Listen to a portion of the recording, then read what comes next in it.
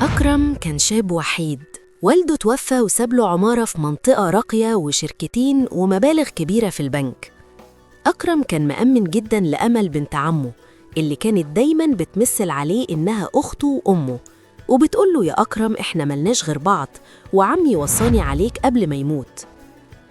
أكرم من كتر حبه ليها كان بيخليها تدير معاه حسابات الشركات، وكان كاتب لها توكيل عام عشان تخلص له الأوراق الرسمية لما يسافر.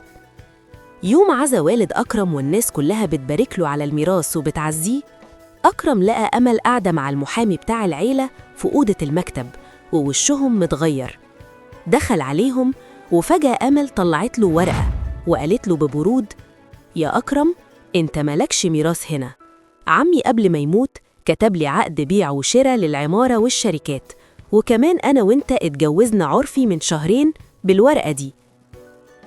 أكرم ما كانش مصدق، الورقة فيها إمضاء وبصمته فعلاً. أمل كانت بتضحك وبتقوله: أنت فاكر إن عمي سابلك كل ده عشان أنت ابنه؟ ده كان عارف إنك فاشل وكتب لي كل حاجة عشان أحافظ عليها، والورقة دي هتخليك تطلع من الفيلة دي بشنطة هدومك وبس. أكرم الدم نشف في عروقه، بس افتكر إن والده كان ثعلب في الشغل وعارف غدر بنت أخوه. أكرم راح للخزنة السرية اللي والده قاله عليها قبل ما يموت، وفتحها ولقى فيديو مسجله والده بالصوت والصورة بيقول فيه: يا أكرم لو شفت الفيديو ده يبقى أمل حاولت تسرقك. الورق اللي معاها ده حبر طيار هيمسح نفسه بعد 30 يوم، والتوكيل اللي معاها ملغي بتاريخ قديم في الشهر العقاري.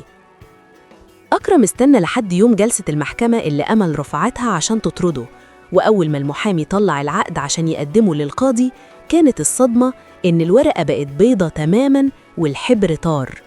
أكرم طلع الفيديو وبلغ عن أمل بتهمة التزوير والابتزاز واستخدام ورق مزور.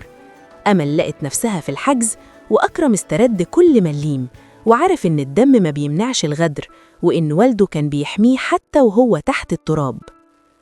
ودي كانت حكاية من حكايات مايا اللي بتعرفنا إن اللي يحاول يبني سعادته على أنقاض غيره لازم يقع في أول حفرة يحفرها، والحقيقة دايماً بتظهر مهما طال زمن الخداع.